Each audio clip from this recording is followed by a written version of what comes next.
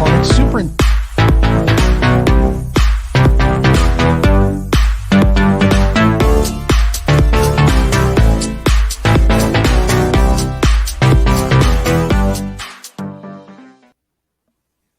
All right, we are back for part two. We're going to wait for some folks to get in.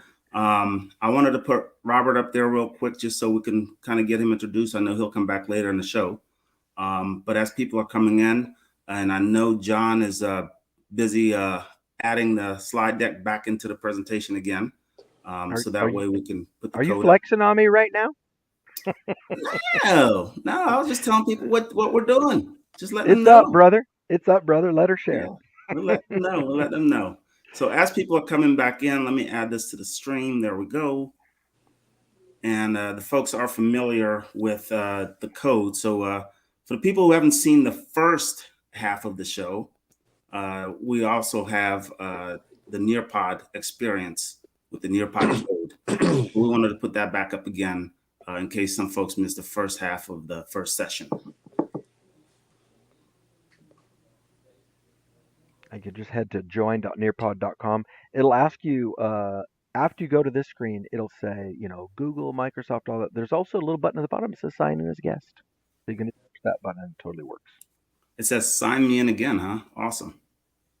Mm-hmm. All right, so Robert, we'll see you at the back end of the show, but we appreciate you jumping in real quick so everybody can see the legend has joined, and he will be here. People will be eagerly awaiting to hear what a superintendent has to say about all of this stuff.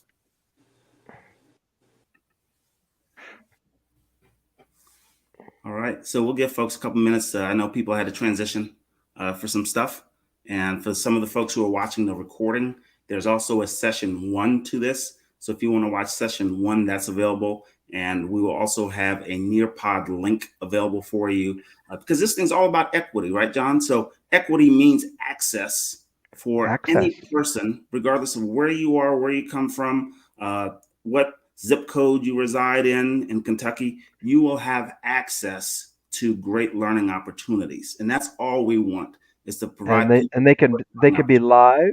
They can play along with us. They can watch the recording. They can join the Nearpod late. And then if you get in the Nearpod, it has accessibility features like immersive reader.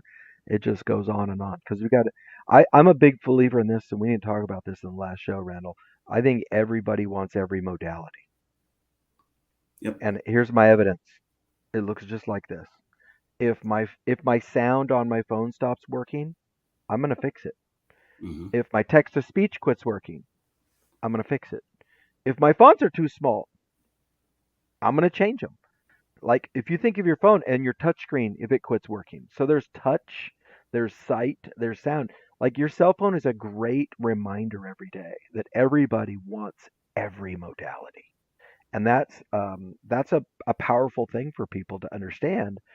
I don't want a cell phone that I can only look at with no music. Mm-hmm. Right? Yeah, and I don't want a cell phone with no screen that I can only hear. I want them all, baby. I want to touch it. I want to see it. I want to hear it.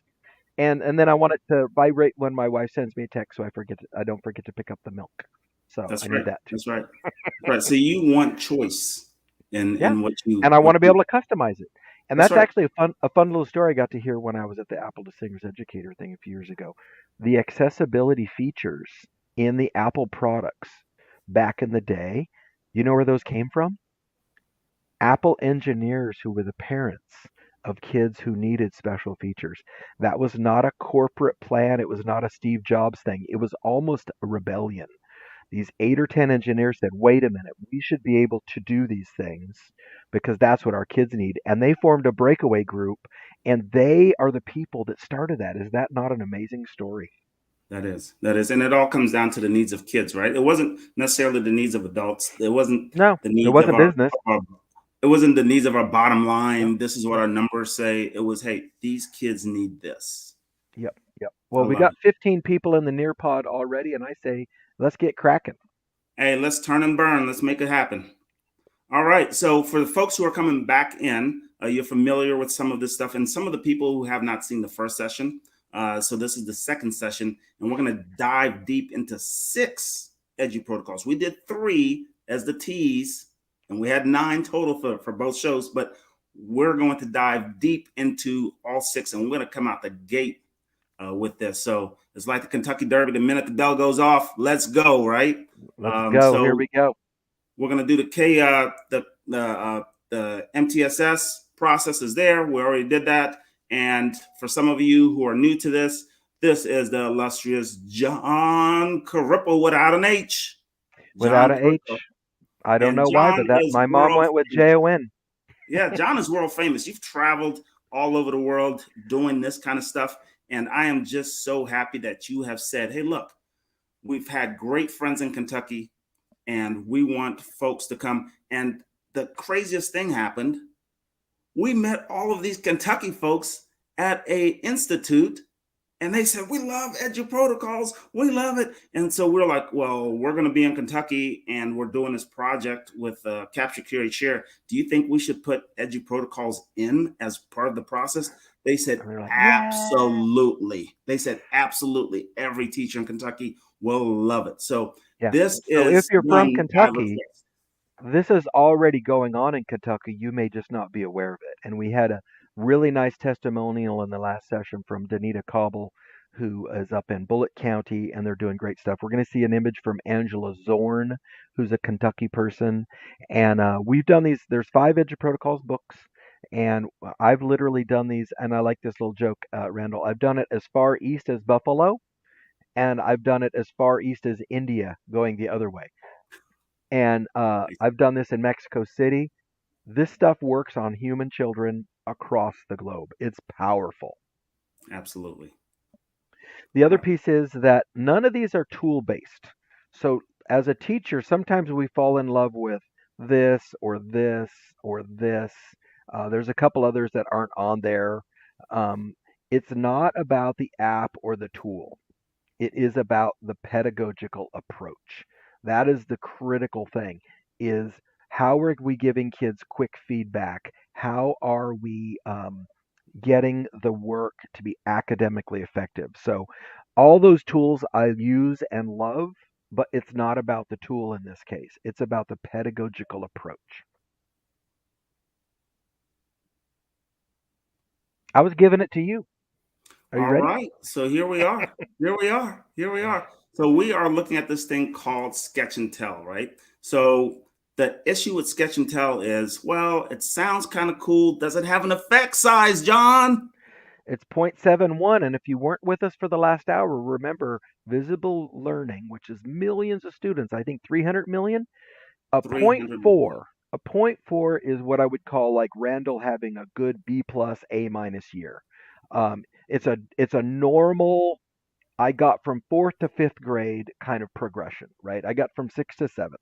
That's a point four. Outlining and summarizing is a 0.71 impact effect size. And so sketch and tell is just a little more sophisticated way to do that kind of summarizing. So what we'll do within a sketch and tell is we'll have the kids model a concept or a process. So rain cycle, formation of a volcano, how a bill becomes a law, um, what are 4 important things that happen in this story? What are 6 important things about Alexander Hamilton?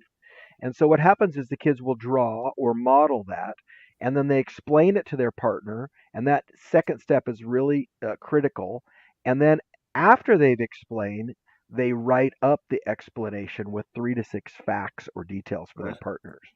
And it's a But really simple yeah. yet powerful impact But on John, students. I'm a K2 teacher. Can I've I done use this with Sketch and K2. Tell? Yeah, I'm going to show you third grade in a second, but guess what? I can also do this on paper. So, like what I've done with kindergartners, Randall, I roll in. These are kids that don't even know me. They don't even know me. And they go, hey, you guys, draw a picture of your favorite food. And kindergartners are great because they got that crayon and they're like, oh, yeah, I've been waiting for this. And I get a lot of pizza. Get a lot of pizza. Okay, so draw your best pizza. You've got 3 or 4 minutes. Okay, tell your friend 3 things you like about pizza.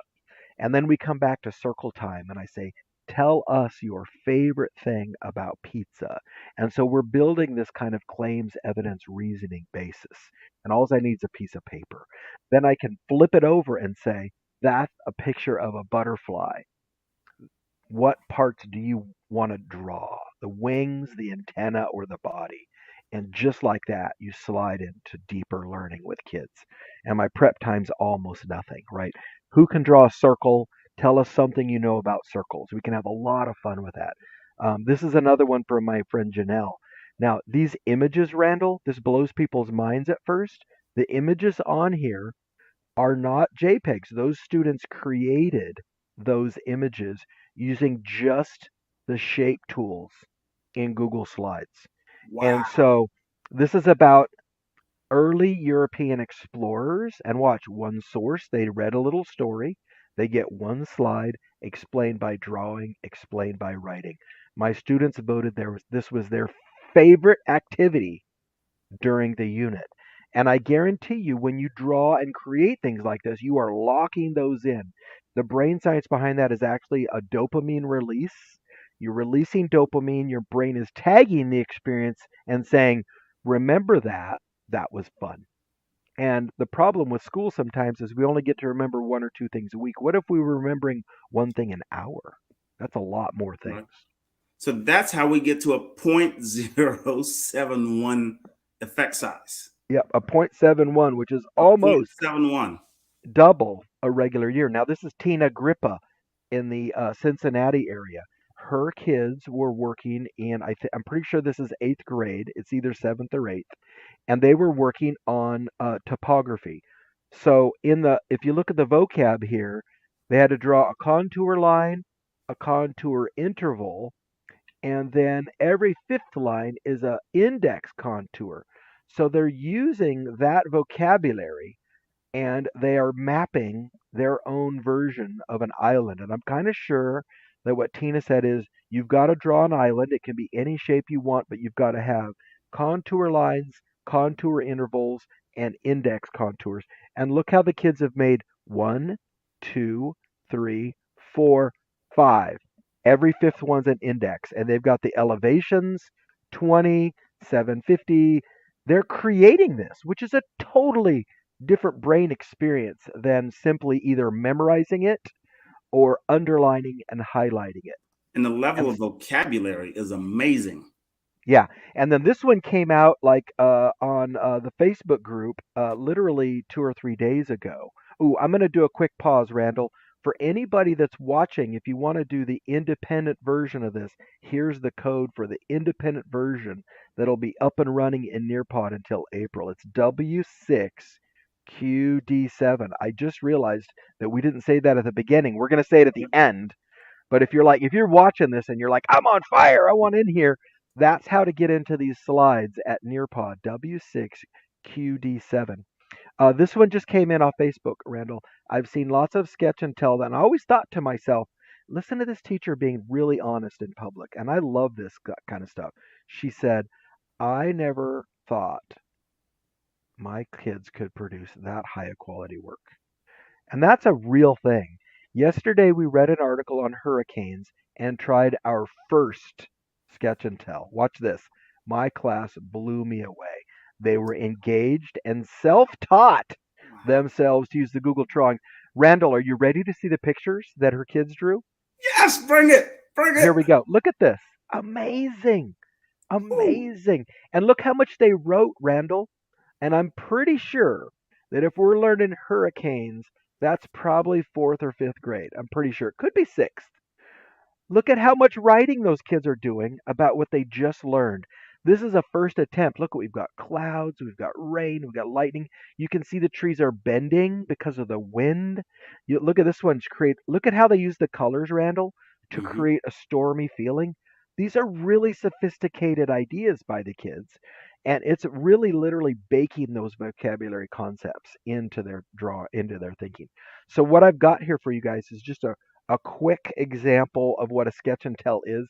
This is my favorite part, Randall. Look how easy it is. People always say, hey, do you have a sketch and tell for that? And I send them this.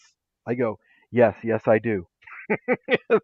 And they go, "What? That's it?" And I go, "Yeah." That's it. Sh- So imagine this, Randall, while people are hopefully doing some examples. Imagine this. I show kids a 3-minute video about butterflies. I show kids a 3-minute video about hurricanes or the rain cycle or how to make a phalanx in ancient Rome or important parts of a Viking longship. I show the kids a quick video or we read a little story or we look at some slides. Their job is to sketch out their most interesting part.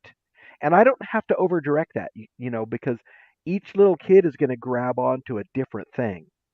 And we're going to share when, Randall, immediately. So they don't get handed in. Because when things get handed in, they just go into that Indiana Jones room, at the end of the movie. They just go and my kids are going to draw and share immediately. And then after they get about a minute to explain their drawing at their table group or with their partner, then they're going to write down some cool facts about them. And so all I've got to do, look at that. There we go. We got a So, butterfly in there. so you mean to tell me, John, we can sketch? I'm just gonna throw it out there because it's Kentucky, and I know the state is divided at times, right, between the Louisville Cardinals and the Oh Kentucky yeah, we got sports. Every basketball. state has that, buddy. Yeah, Well, not basketball is the thing. Maine. Maine's got nothing that way, but let's not throw them under the No, no, no, no. bus. Maine has something. We know they do. So you mean to tell me I can sketch? You can ask a kid, sketch your favorite college basketball player team Yep, yep. and give us They details. literally look at you like this. Really? I can really? Yeah, hit it. And yeah, Now I draw can your give favorite details surf about, logo. Nope. yeah. Yep. And I love the way this one's just going. They went ahead and just grabbed a picture for today. And what I would tell the kids is tomorrow when we do this, see if you can model that butterfly, right? And it's so great for science, where you're going to explain like what are the 3 steps to, or what are the 5 pieces of. You can use this in math, model a long division problem, and then tell me the steps. It's just so slick that way for kids.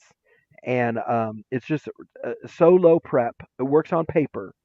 And like Robert's saying in the chat, the engagement is off the charts. Now Yeah. here's the next one that we want to talk about: number mania. All right. So with Number Mania, we also have an effect size that's above a zero point 0.4.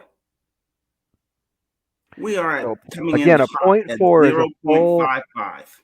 point four is a full academic year. If you're Yep. good at visual perception, that's a 0.55, which is again not super good at math, but that's 50% better than a point four. Did I do that right? It's 40 or 50% better. It's a lot better than a point four. So in number mania, what we do on this, It's Randall, more it's than real. 1 year's worth of growth. Let's put it that Yeah, way. that's all you need to know, right? That's It's all we plus need to one. know. So on this one, what's really slick is we put a student name and number in a Google form. So there's a Google form where the kids put this: their name, their number, and one fact. And I'll show you some of these that are mind blowing. Now, this is the way we used to do reports when I started teaching and in school. We would do this. Hey, Randall, here's this. I'm going to give you this paper. I need 30 things about Mhm, Kentucky, whatever. The California version is, hey, I need 30 things about the California missions. Now, mhm. you've got 2 weeks to do this. So 30 What things day? about the Derby. Let's say the Kentucky 30 Derby. things about 30 the things. Derby. Yeah. So you go home and do nothing for 2 weeks. And the last night you go, oh my gosh, oh, it's That due never tomorrow. happens. That Yeah. never happens, John. So in a number mania, we're going to do this in one class period, sometimes as fast as 30 minutes. What we're going to do is each student is going to give me one number and one fact on a Google form. You could do this on a Microsoft form as well, which means, Randall, in under 5 minutes, I have at least how many facts?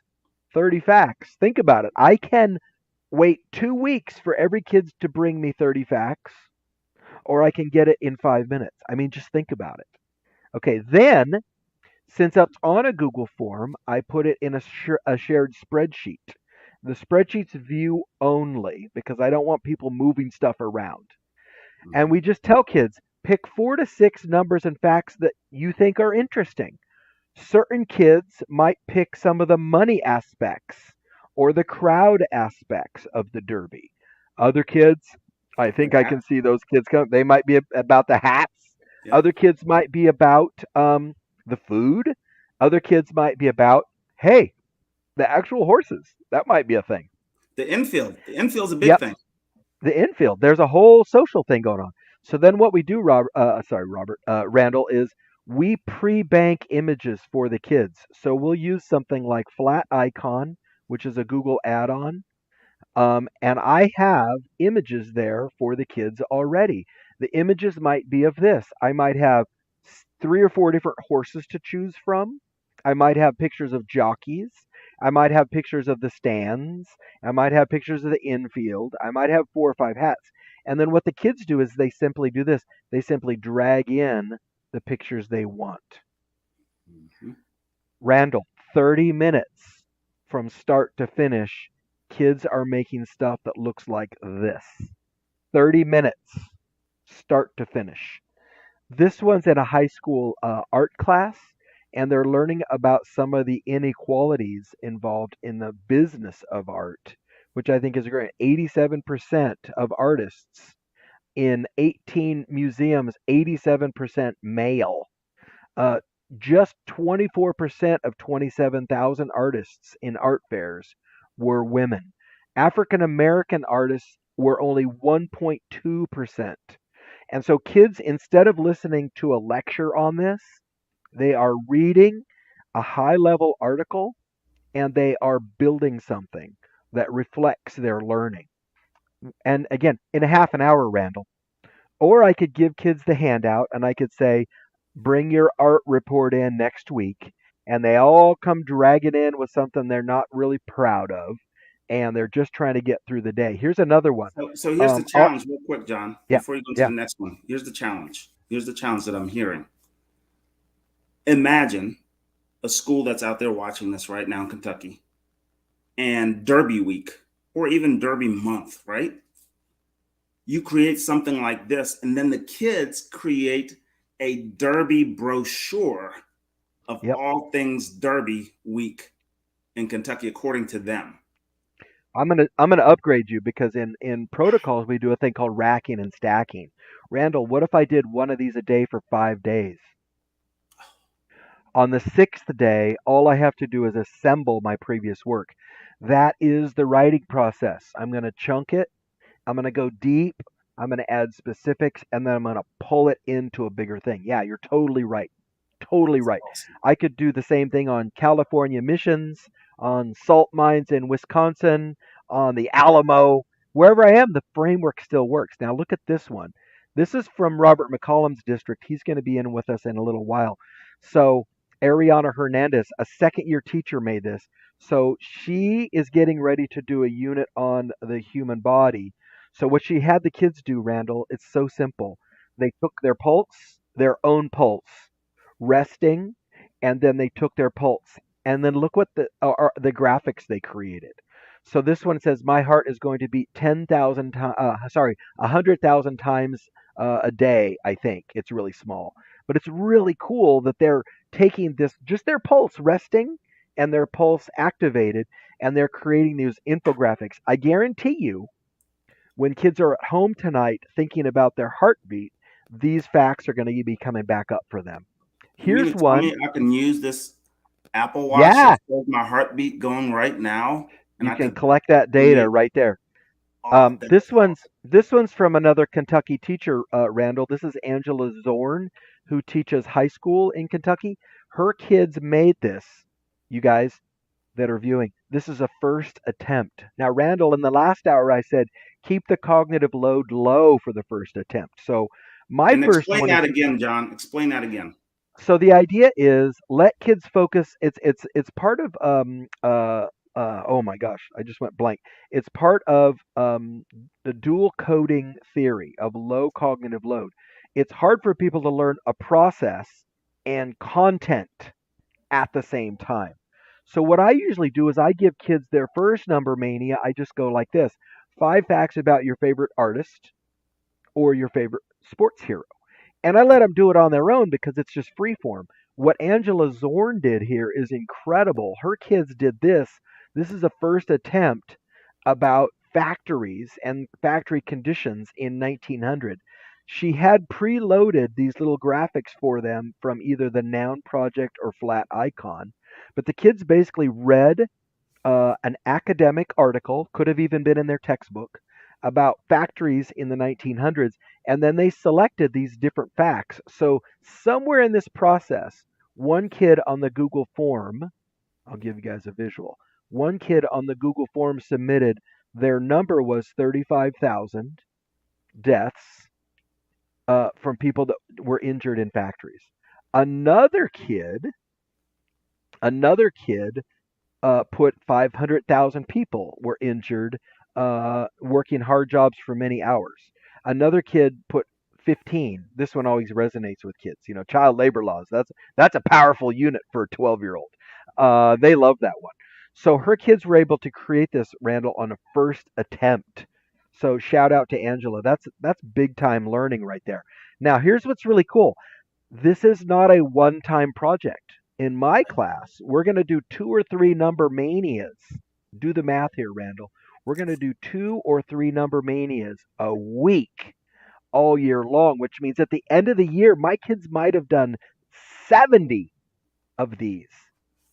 How good do they get at something when they do it 70 times? And think about it this way, too, because I know Kentucky's football state, too. Football season's only 12 weeks. Look how far they move kids in 12 weeks.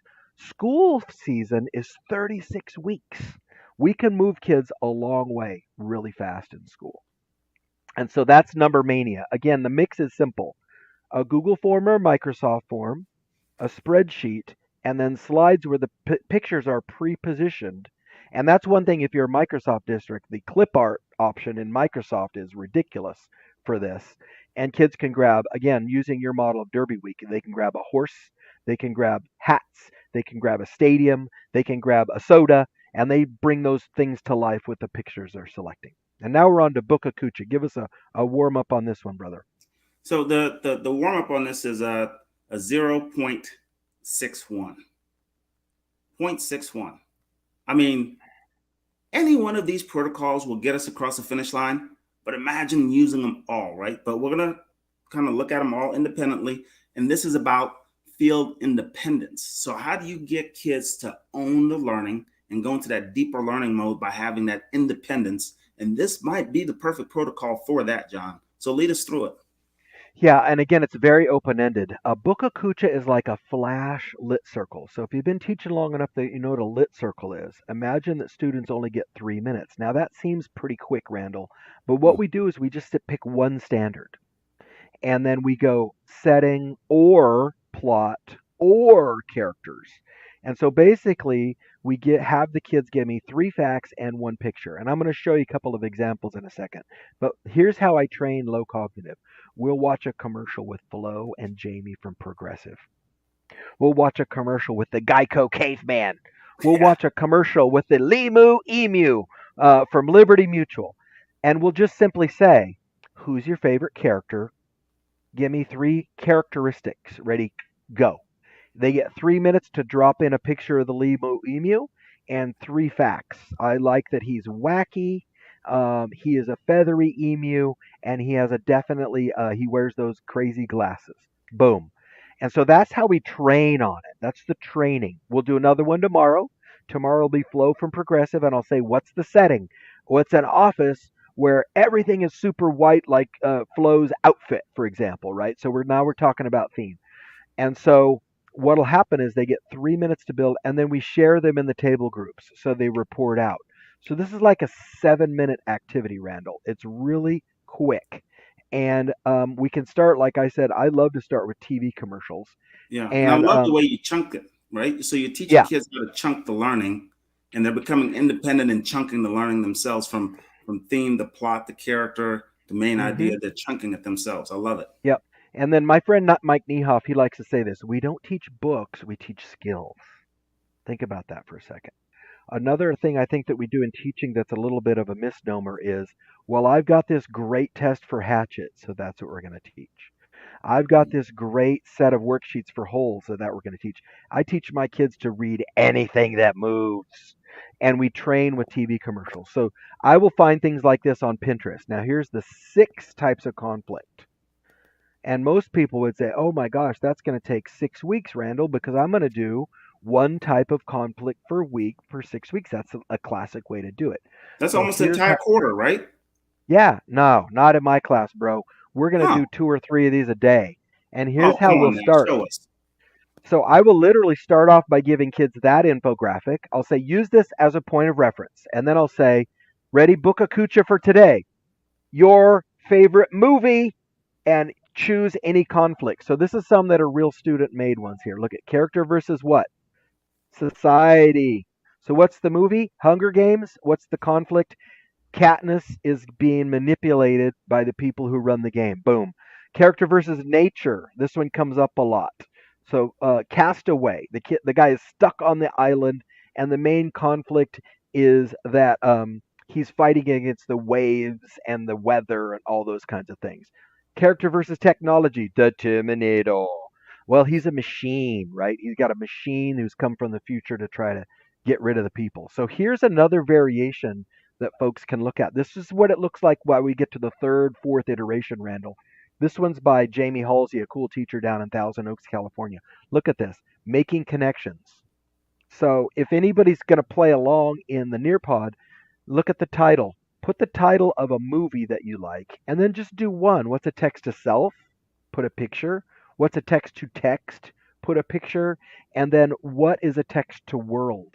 And again, Randall, like you were saying with the chunking, on day one, I can say TV show title. Today, we're just doing text to self. Right. And I make sure they've got that. Tomorrow, we do text to text. And the next day, we do text to world. So by the end of the first week, my kids are up and running on this. And we've already done 5 in 1 week. It's Wow. really, really slick. Let's see, we got one coming in. So my There we go. favorite title from, let's say, just from Kentucky side. So my favorite title could be Seabiscuit. Correct.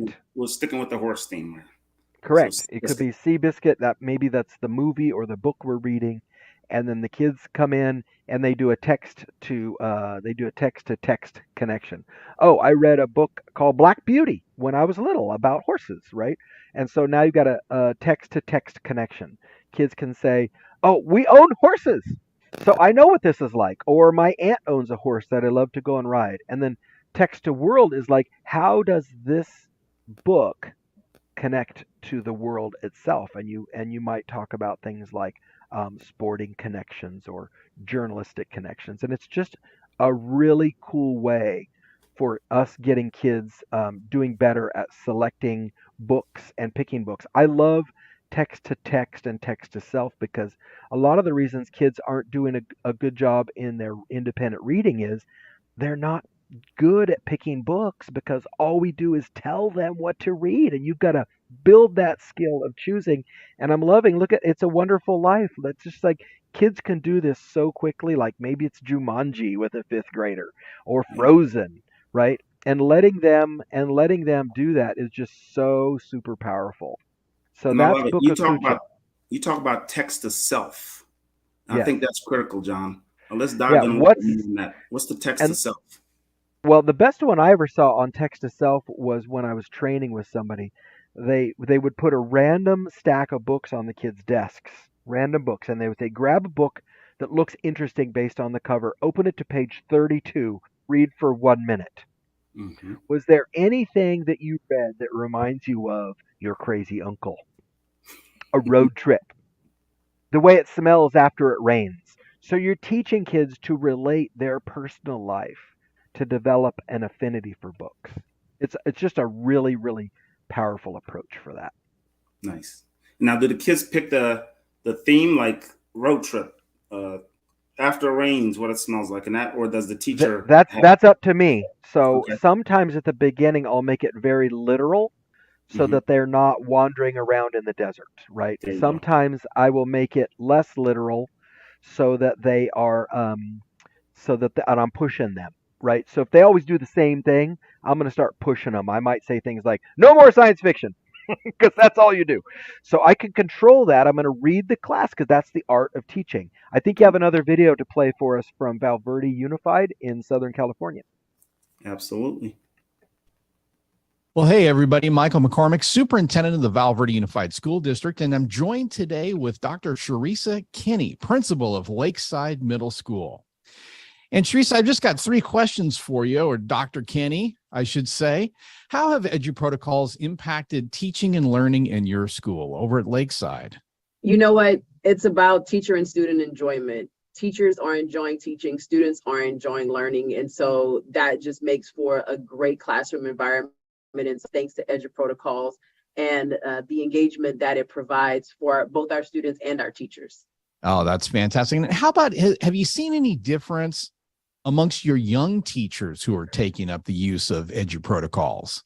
You know what? New teachers don't believe that teaching is just that easy. And EduProtocols has helped them to see the light, if you will, and understand that teaching doesn't have to be this strenuous activity, that it can be something that, like I said in the last before, that both teachers and students enjoy and that students get value from it. And so our new teachers absolutely love our they love EduProtocols. I say our EduProtocols because I've kind of adopted them as Right. This is just a part of Lakeside Middle School.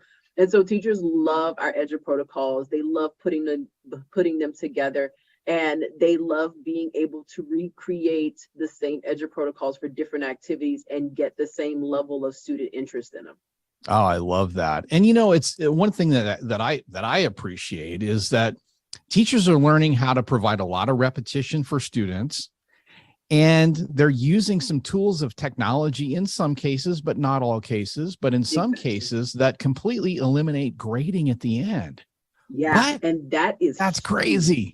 That's huge because, gone are the days where you sit down for your entire weekend and grade papers the entire time. I remember being a brand new teacher and I was taking work home pretty much every night. There was always some type of grading to do.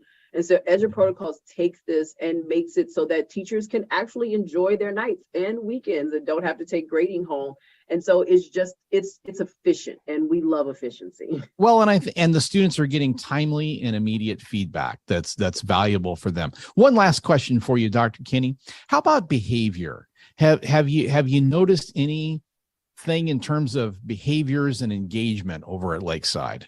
So when it comes down to it, that high engagement that EduProtocols provides actually reduces the behavior issues that you have in a classroom. Because if you really consider it and think about it, the reason that most students act out is because they're really just trying to enjoy themselves. If they have to find an opportunity for enjoyment, find an opportunity to have fun, they're definitely going to find it. And so with EduProtocols, it provides that engagement and that enjoyment opportunity so students don't have to create their own opportunities for enjoyment. So we've seen a reduction in our behavior issues in the class, a reduction in our office referrals where teachers are having to write up students because they are highly engaged in the classroom, in the activity, and they are learning at the same time. It's kind of like, we've kind of tricked the kids into learning by using EduProtocols. I love it. Well, there you have it. Dr. Kinney, thanks so much. Not a Have problem. a great rest of your day. Bye-bye. Have a good one. So, Randall, that's one of my favorite things about EduProtocols is that when we keep the kids more engaged, we don't have to stop and do like the reflective activities that some folks are doing. We don't have to stop. We never have to do this. Hey guys, the principal's making me do these activities to make you more mentally healthy. It's part of the actual learning now. Like it's that empowerment, the engagement, the not being bored. When we started our one-to-one high school doing this kind of stuff, the kids would actually go to lunch and all lay down on the grass because they were tired from working all morning. They weren't running around because they were bored from sitting all day. So I'm going to keep us moving though. I think this is one of the last ones on protocols. Forgive me if I haven't memorized every single slide, but this one now is where we call it racking and stacking. And you've got it as a 0.86 under transfer strategies. That's right. So the ability to transfer information, right? Because we want kids to put stuff together, obviously, but how do we transfer this stuff into deeper learning, deeper thinking, expanding your knowledge base and expanding your thought process so people can see the full scope about what's going on and what you're thinking and experiencing. Yeah, so what we do with the rack and stack is kind of cool. We line up 3 or 4 protocols in one class period. So fast and curious is great. I'm going to do my Latin roots or my math facts. Sketch and tell is super cool. I'm going to draw cool pictures about Roman gladiators or the Colosseum. And number mania is cool. We can do facts about the Derby. But what if I do 4 protocols about the Colosseum?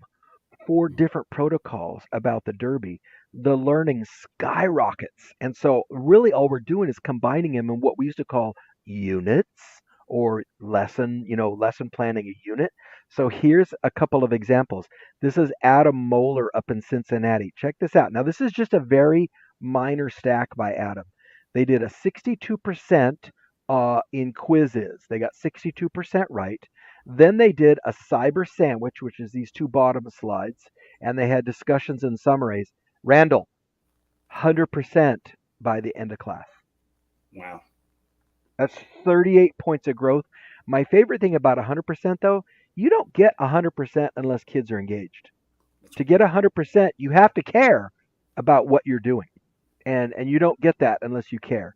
And so I love racking and stacking because we can put 3, 4, 5 protocols together in a sequence. And so now I can go, like I said, I can go on Bookit and find something about ancient Rome. I can then have my kids read an article in a cyber sandwich or do an Iron Chef about ancient Rome.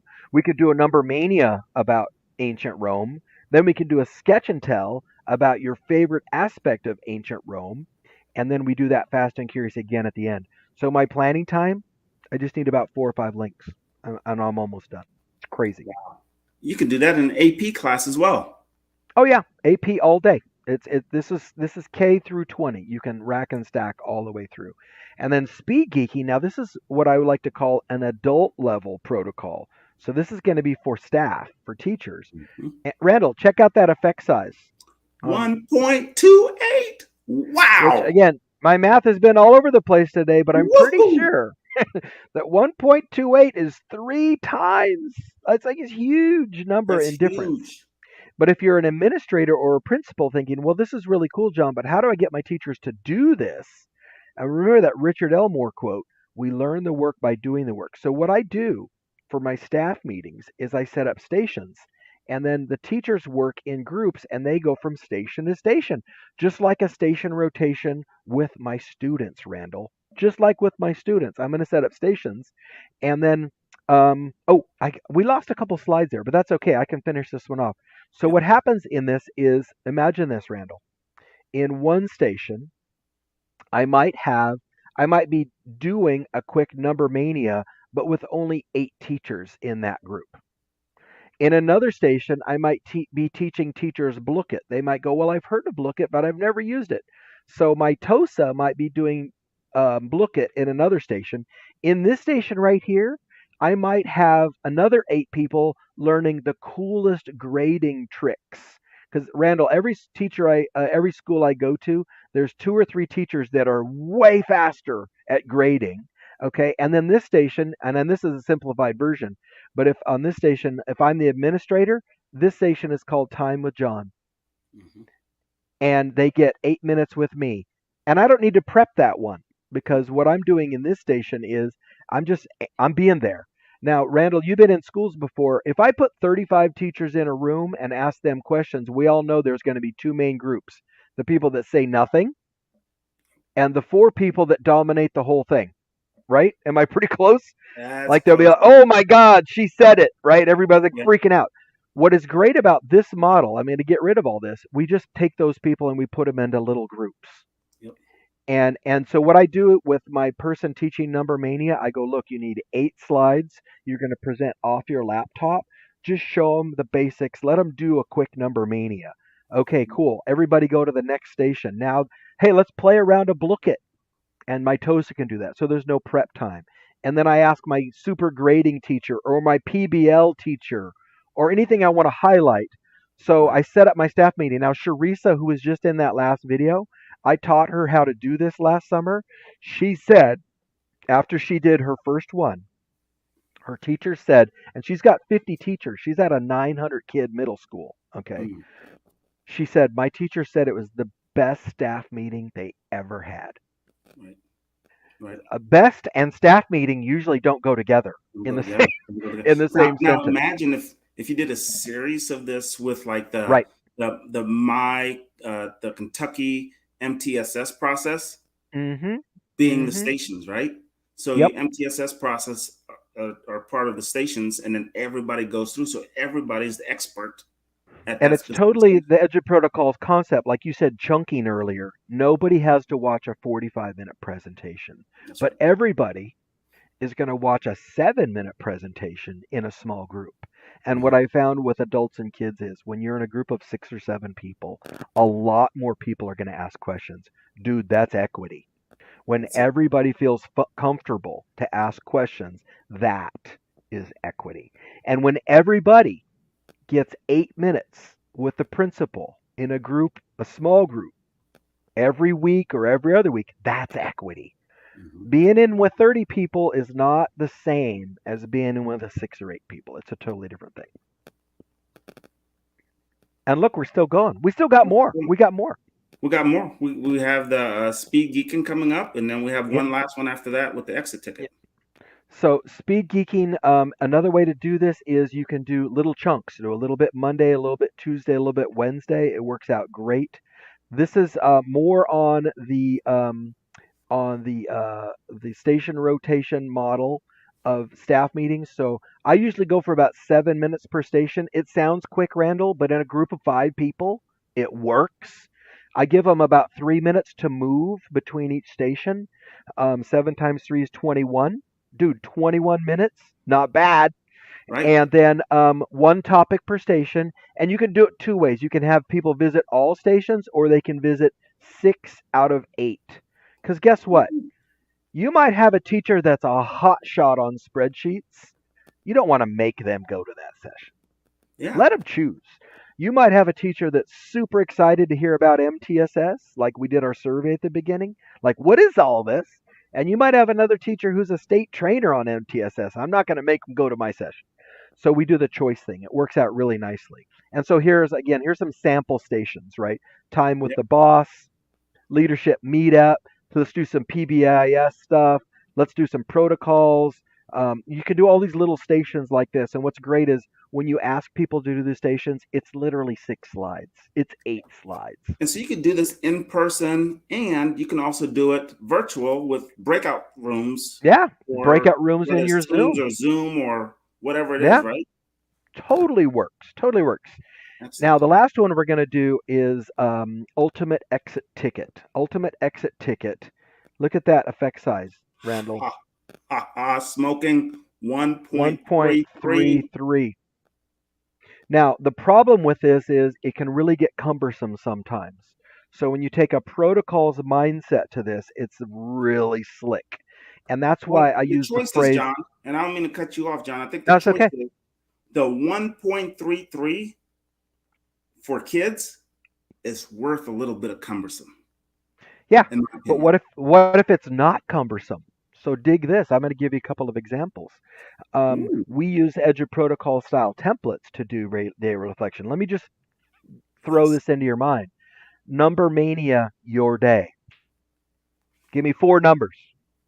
Yep. Do a thin slide of your day. 1 picture, 1 word, current mood.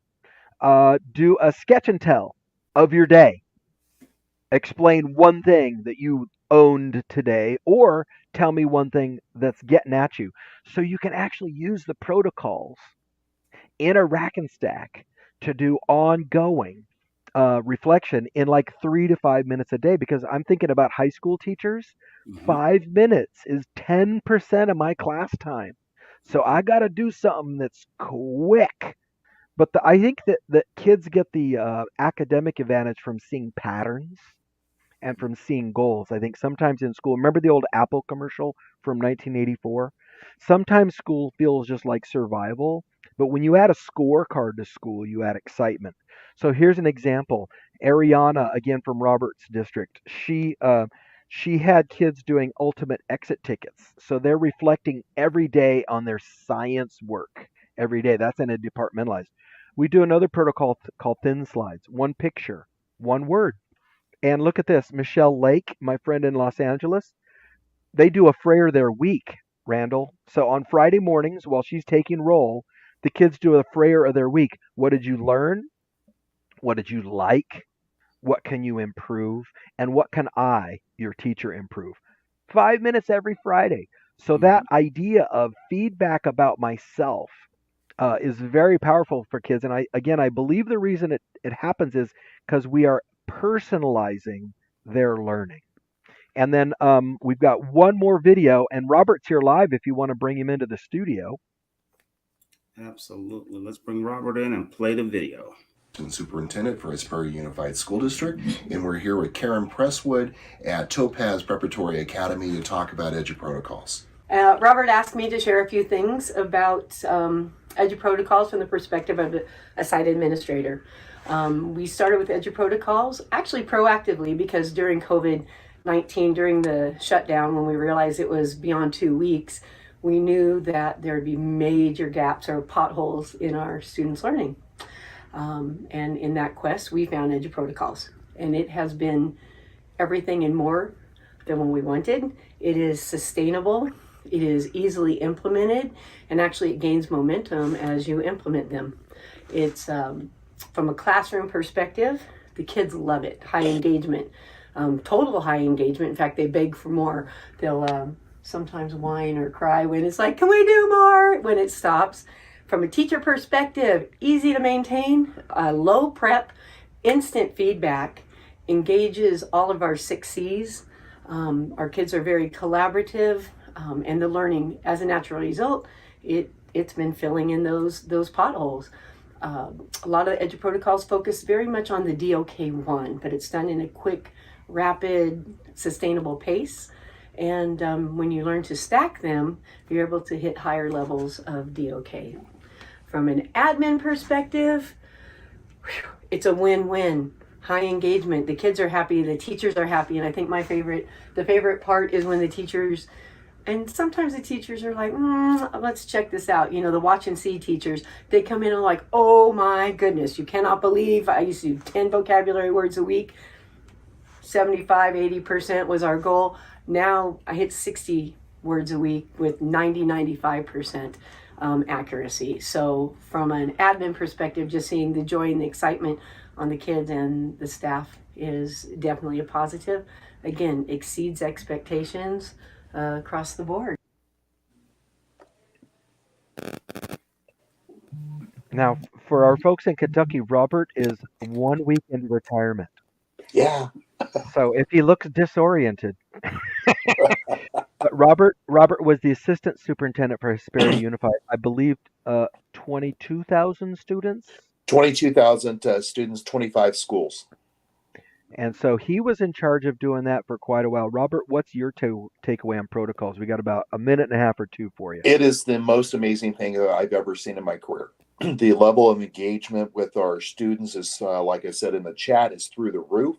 The feedback is the key here because it's instant. The teachers are enthused because they're actually seeing the fruits of their labor, and the kids are learning in real time. And the kids also are receiving that strategic instruction where they are increasing their learning. It's one of the most, like I said, one of the most amazing things I've seen after 34 years. And again, I've spent a lot of money. I've spent a lot of money over the years. And, you've tried everything, right?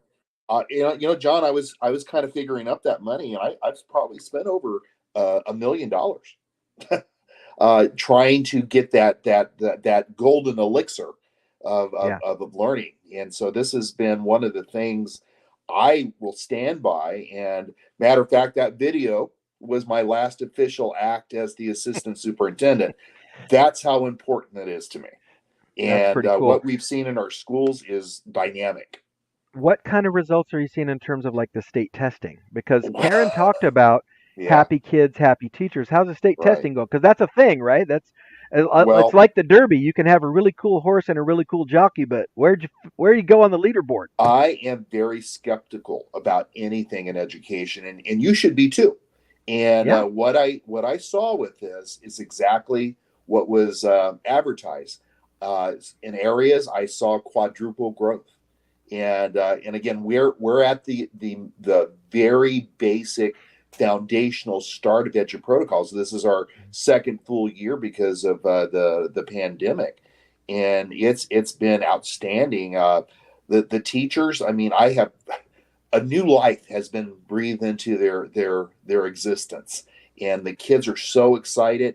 I don't think we showed the video, but we did an EduProtocol hmm moment, and the kids were shouting one more round and more. It wasn't a game; they were doing an assessment. They were yeah, doing an assessment, and it wasn't us goading them along. It was spontaneous. yeah. We couldn't tell what they were saying at first. We're like, "What's that? Do we need to Right. call security?" Oh my gosh, they want to play another round. So it's really incredible, and thanks for sharing that, Robert. And That it's so Randall. One my favorite last two quotes here is from Dr. Stephen Pfeiffer because we love the research. And this is a quote a person sent me about 6 years ago. Frequency trumps duration for remediation and when learning any new skill.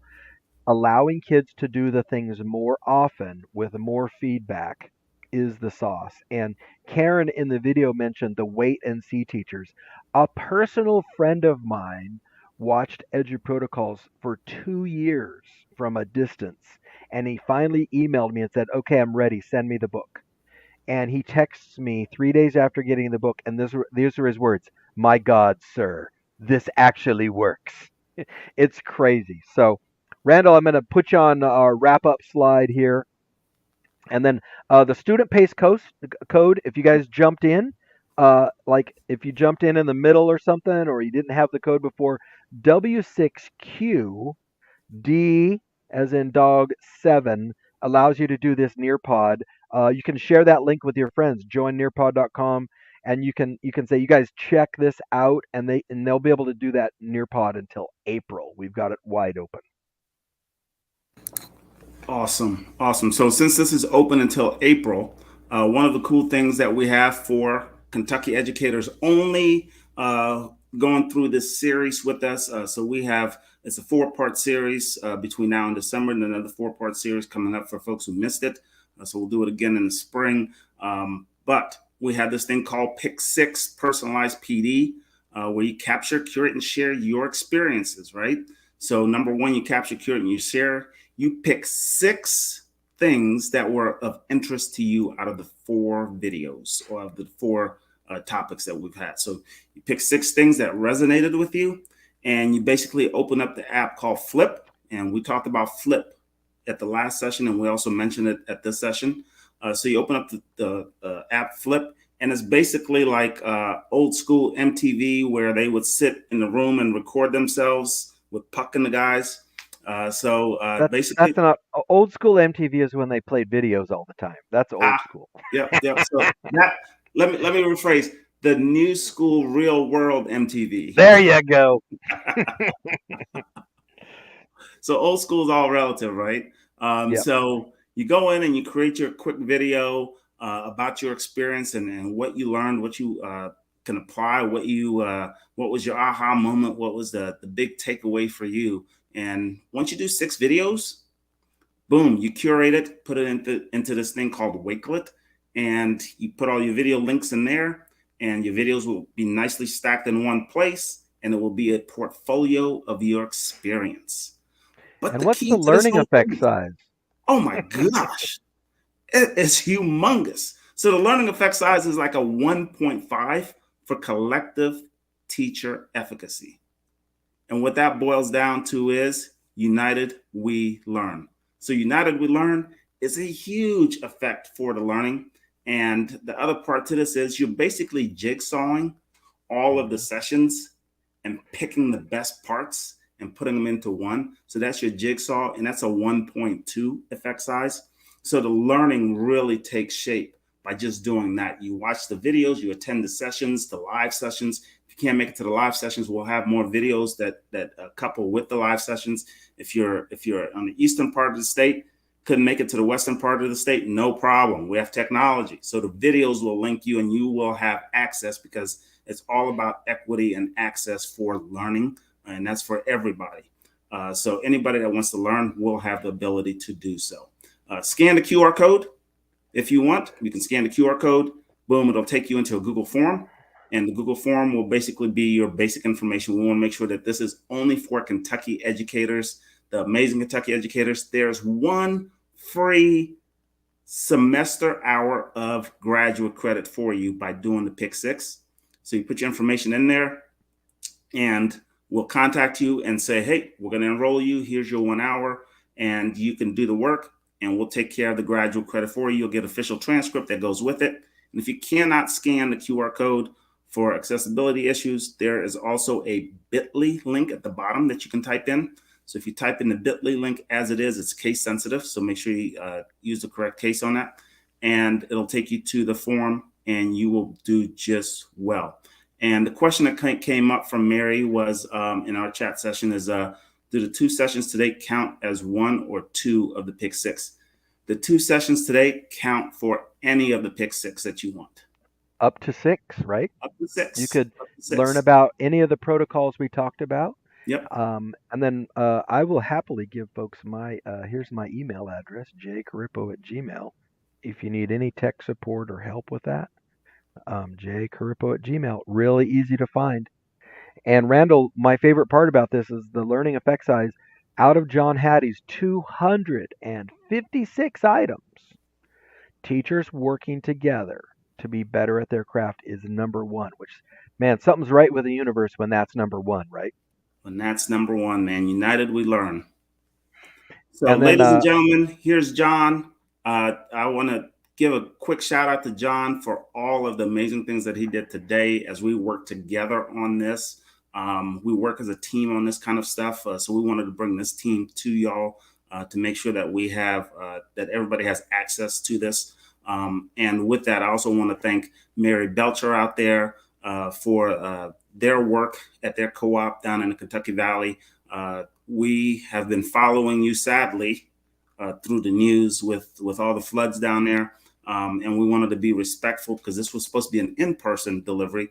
But with school starting a little bit later due to facilities and so forth, we wanted to give folks the opportunity to choose whether they want to join virtually like this and then save time to be with their kiddos as they're rebuilding down that way. So definitely in our prayers down there for the folks down there rebuilding and getting together, but loving their kids.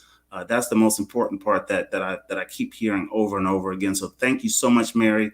The Kentucky Valley Co-op down there is amazing, very forward-leaning, forward-thinking, and empathetic towards everybody down there because that's how they roll. So I'm just so honored that you have graciously accepted me, Mary.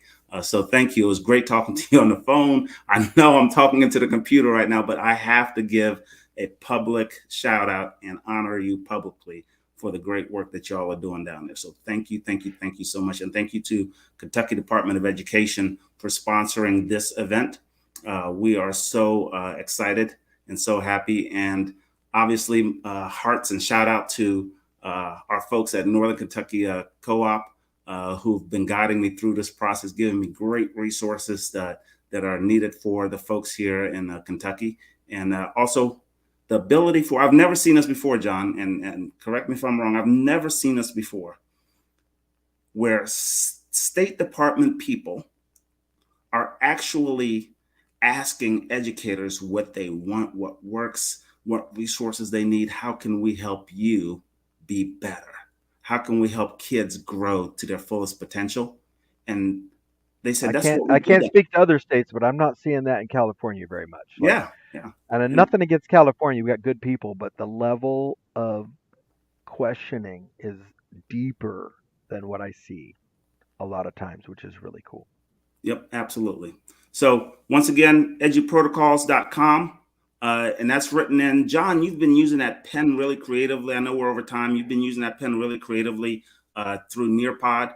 So big shout out to Nearpod for allowing us to have this interactive session with y'all, because your voice matters and your interaction matters. This is next level learning. So we are all cool with that. And thanks, Kim Sumner. It says all administrators need to learn about this. Thank you so much, Kim. Big shout out to any administrator out there that wants to know more about this. The Kentucky Department of Education is full, locked and ready to help anybody out there with whatever resources they need, as they can get them, right? So I'm not saying that they have a direct line you call and you ask for something that comes to you, but they will listen. Just get you want to get a parachute drop of support, that kind of a thing. Yeah, but they will Well, listen. and then just a couple quick things. If anybody wants to see some more of this in action, just look up the hashtag EduProtocols on Facebook, on Twitter, on TikTok. You'll see hundreds of teachers engaged in this behavior. I already gave you my email address. You can find me through Randall, eduprotocols.com. The one thing I was going to add there, Randall, is at eduprotocols.com, there are a lot of these free templates that are downloadable. All the templates are OER. So if anybody wants anything, just ask. We'll share like crazy. Yep, we're here for you. So thanks a lot. Appreciate it. EduProtocols works with any curriculum and any tool that you already have in your district. You don't have to purchase any new tools, more curriculum. It's now about engaging kids and providing that equitable access experience for them. All right, y'all. Have a great day. Thank you so much. And we'll talk to y'all later.